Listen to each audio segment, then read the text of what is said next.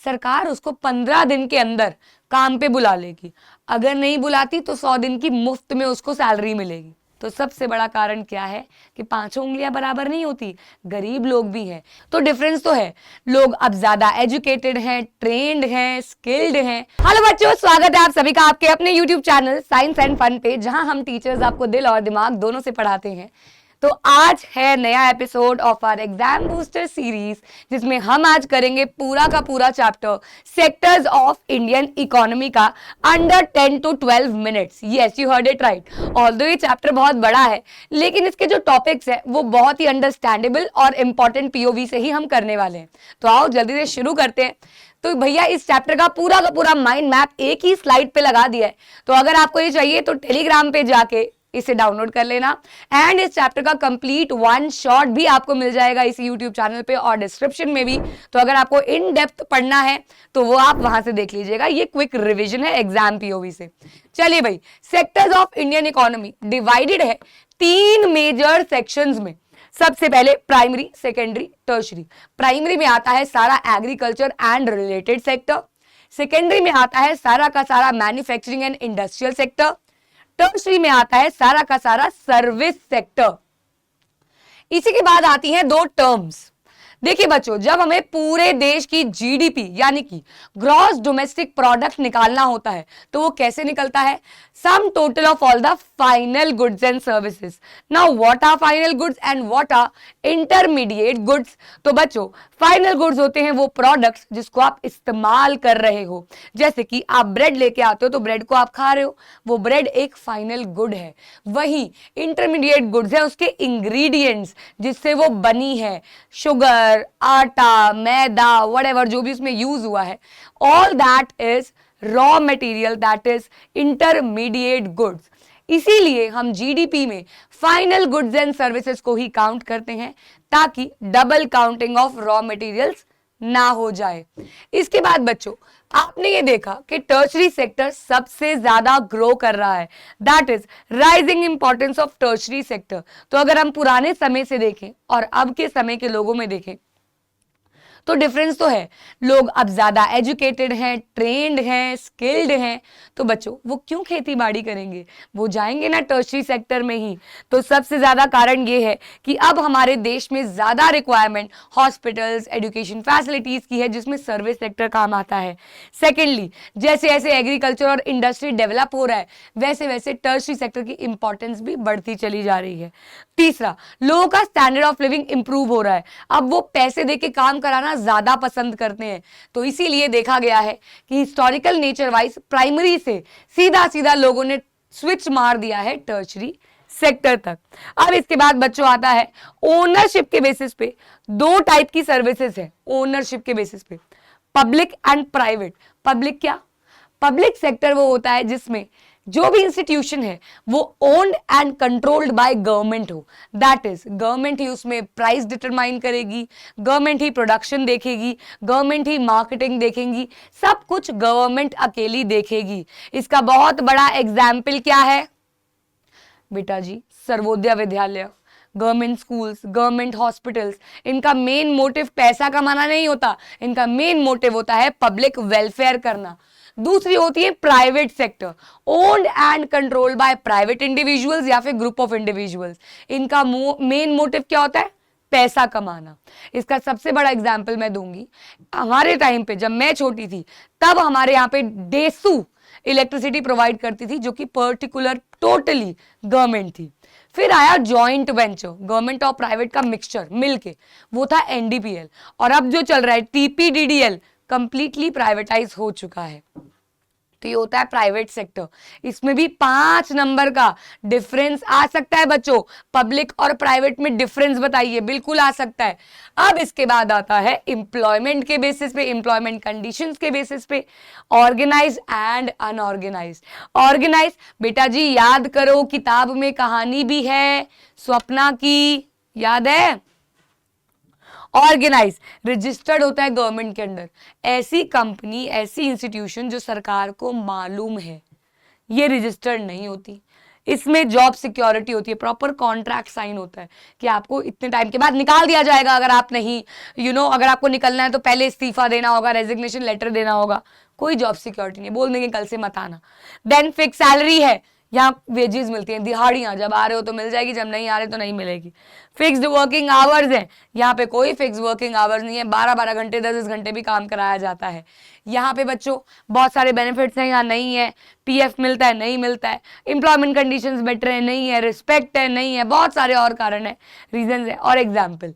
ये भी 5 नंबर का सवाल एग्जाम में सीधा सीधा डिफरेंस में पूछ सकते हैं।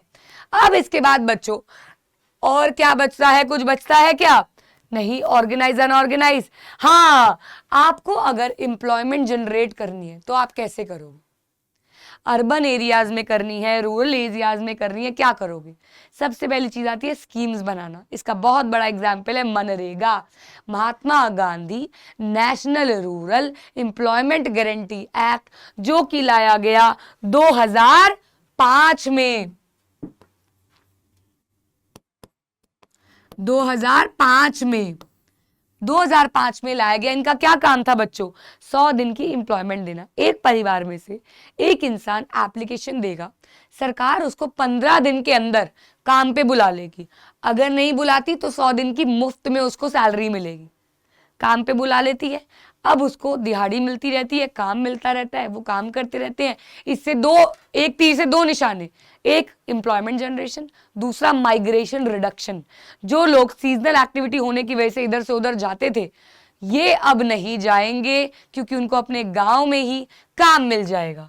एक और सवाल बच्चों इसमें से बनता है कि टर्शरी सेक्टर तो ग्रो कर रहा है, अभी आपने देख लिया rising importance of tertiary sector, तब भी जीडीपी तो भैया टर्शरी में है, इंप्लॉयमेंट सबसे ज्यादा प्राइमरी में क्यों है? बताओ, कमेंट में बता दो जल्दी से।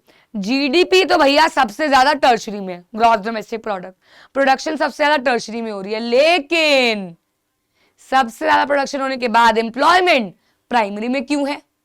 तो सबसे बड़ा कारण है इसका डिसगाइज अनएम्प्लॉयमेंट, जिसे हिडन अनएम्प्लॉयमेंट भी कहा जाता है। बच्चों प्राइमरी सेक्टर में क्या होता है ना, एक खेत पे 3 लोगों की जरूरत है, लेकिन पूरा 10 जनों का परिवार काम पे लगा होता है। बाकी के जो 7 जने हैं वो अंडर एम्प्लॉयड भी हैं और डिसगाइज अनएम्प्लॉयड भी हैं। अंडर एम्प्लॉयड कैसे? वो अपनी कैपेबिलिटी से कम काम करेंगे अब सारे के सारे।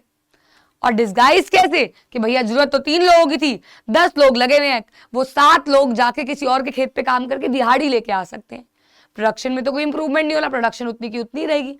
बेटा खेत पे जितना उग सकता है उतना ही तो उगेगा, ये तो नहीं है 10 लोग लग जाएंगे तो भैया ज्यादा उग जाएगा। और एग्रीकल्चर में तो ऐसा भी नहीं है कि जल्दी जल्दी काम हो जाएगा।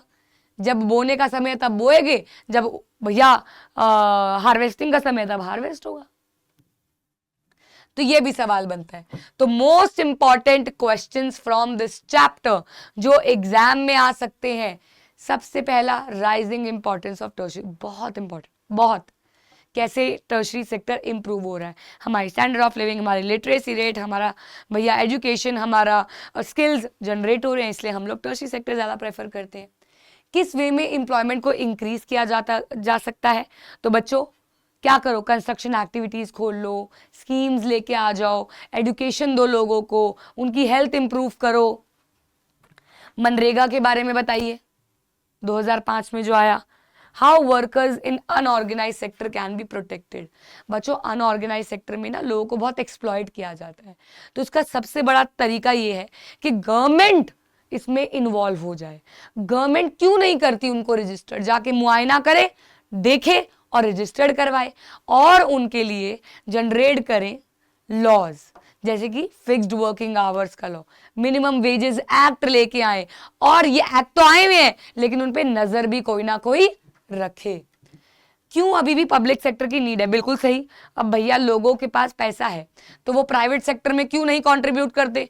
क्यों अभी भी पब्लिक सेक्टर में लोग पाए जाते हैं? तो सबसे बड़ा कारण क्या है कि 5 उंगलियां बराबर नहीं होती, गरीब लोग भी हैं। इसीलिए बेसिक फैसिलिटीज जैसे कि रोटी, कपड़ा, मकान, एजुकेशन, हेल्थ, इन सभी में पब्लिक सेक्टर यानी कि गवर्नमेंट सेक्टर की नीड है, क्योंकि अगर एजुकेशन महंगी हो जाएगी तो अनपढ़ ज़्यादा हो जाएंगे, हेल्थ महंगा हो जाएगा तो लोग मरने ज़्यादा लग जाएंगे, स्किल्स डेवलपमेंट नहीं होगी तो लोगों को काम करना नहीं आएगा। इस वजह से पब्लिक सेक्टर की रिक्वायरमेंट अभी भी बच्चों है। तो ये 5-6 सवाल। अच्छा, difference in organised and public and private sector भी आता है, बिल्कुल आता है। Owned and controlled by government, individual. Main motive public welfare, main motive social welfare, sorry profit maximisation.